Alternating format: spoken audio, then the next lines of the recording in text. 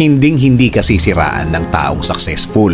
Tama, ang mga taong naninira lang naman ay mga taong failure sa buhay. Mga taong wala na ding nangyari sa buhay. Maraming kapalpakan sa buhay kaya ang ginagawa, maninira na lang ng kapwa kasi gusto niyang miserable din ang buhay ng iba. Ang mga taong successful naman kasi nakafocus lang yan kung paano pa mapapaunlad ang mga sarili nila. Iba ang mindset ng mga yan. Bigay ng mga lesson sa buhay ang mga yan. Kapag marinig niya na may pinagdadaanan ka, isi-share lang niyan ang mga pinagdaanan din niya sa buhay at ikukwento sa'yo na hindi yan ang final stage sa buhay mo na lahat magbabago, lahat mababago tulad ng nangyayari sa kanya. Kaya the next time na makabalita ka ng tao na ano-anong sinasabi tungkol sa'yo, ilagay mo sa isip mo na failure ang taong yun sa buhay. Nakadapa na at wala nang gagawin yan kundi mandamay ng ibang tao, manira ng ibang tao. Yun ang refleksyon ng kanyang buhay.